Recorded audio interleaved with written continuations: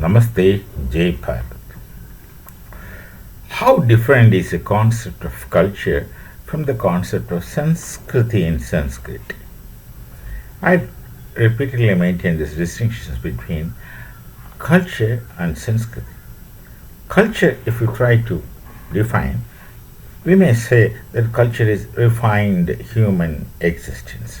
Now, refined here should imply the removal of all conceivable, understandable impurities. Then one gets refined. So, such refined existence should be termed as culture for easy reference. Whereas Sanskriti is also refined human existence, but with two differences. One, Sanskriti in Bharatiya context, I am telling, because Sanskriti is exclusively used for Bharatiya context, is based on a knowledge tradition. Here, in this case, it is the Veda Upanishadic knowledge tradition. And it's not just based on a knowledge tradition, it's a refinement based on the Veda Upanishadic knowledge tradition with a longing towards the transcendental. So these two differences are there, or two additional properties are there with Sanskriti as compared to culture. Now, how cultured the world is? How do you prima facie look at the question that how cultured the world shall be or what world is? When I look at this world, I'm talking about those affluent societies in the world. When we see that they are up to creating disturbances in other civil societies, like what's happening in the international scenario, there's someone who doesn't do anything himself, but he makes proxy agencies who would disturb societies to the point of many people's death. Disturbances, devastations, and deaths, and disturbance and destruction of families.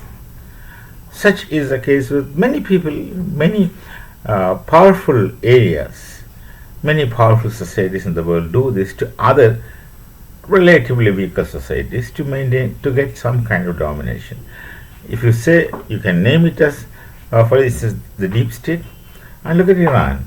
They don't do anything themselves, but they make proxies.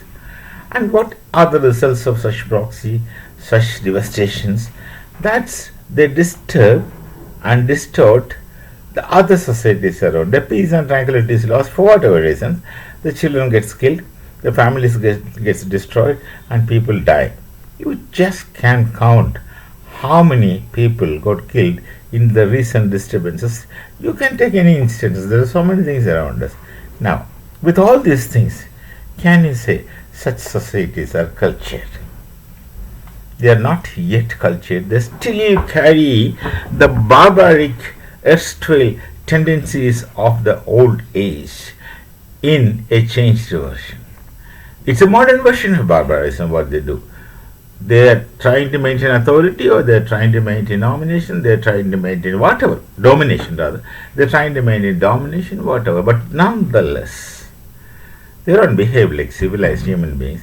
What is the difference between those barbarians who behaves and these so-called civilized people? They are not civilized, I would say. They have no acquired culture. They have not yet become refined. They are not the civilized kind of people. They are the modern version of erstwhile barbaric existence. Whoever is involved. So, they are not great people at all as they project themselves. They are not civilized people at all as they project themselves. Whoever is behind it, there are human minds working behind it. Not just one, but some. Maybe not all, though the majority is irrelevant to the effect. So there are humans working behind it, there are minds working behind it, there are thoughts going behind it, and these thoughts are still barbaric thoughts in modern times. Barbarians of modern times. Let me call them as barbarians of modern times. Barbaric existence in modern times. Unrefined, so uncivilized, so uncultured. We'll meet with some other thought again. Till then, Namaste, Jai Bharat, Jai Shri Ram.